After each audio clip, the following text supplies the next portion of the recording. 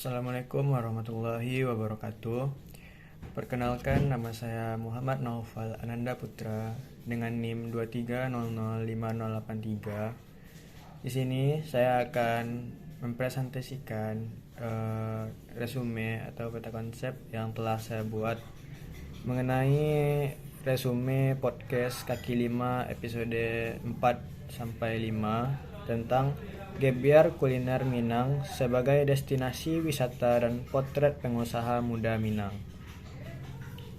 Kata wisata kuliner berasal dari bahasa asing yaitu voyages culinaires yang berasal dari Prancis atau culinary travel dalam bahasa Inggris yang artinya perjalanan wisata yang berkaitan dengan masak-memasak.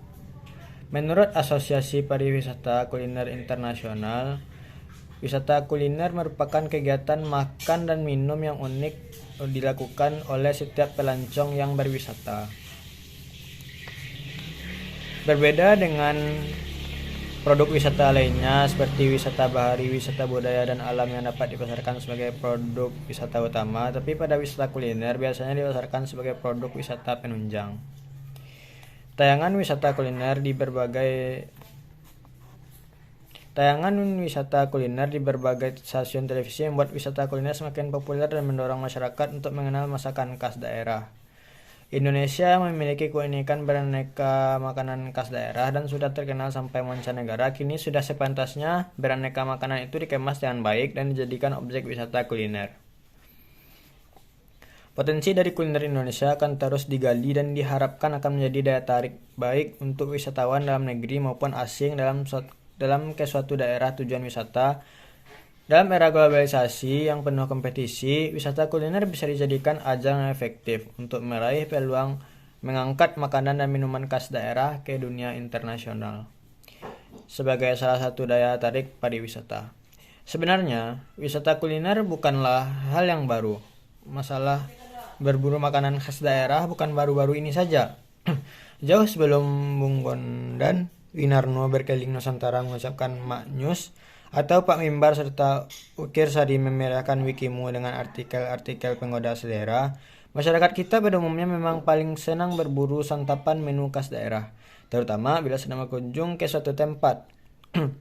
Di Indonesia, wisata kuliner menjadi bagian dari wisata secara umum, baik wisatawan yang datang secara rombongan maupun perseorangan, maupun spontan dan terorganisasi. Wisata kuliner merupakan hal yang ingin dicoba. Tidaklah lengkap rasanya berkunjung ke daerah wisata tanpa mencoba kuliner khas daerah.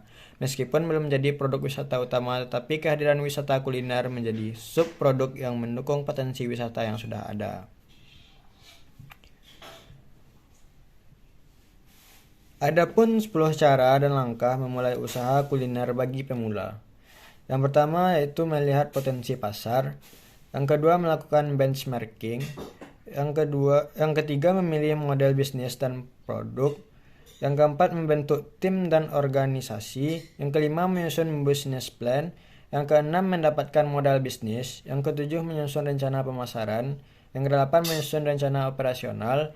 Yang kesembilan eksekusi lapangan. Yang terakhir evaluasi dan improvement. Mungkin itu saja yang dapat saya sampaikan pada presentasi kali ini. Apabila ada kesalahan, mohon dimaafkan. Wabillahi taufiq wal hidayah. Assalamualaikum warahmatullahi wabarakatuh.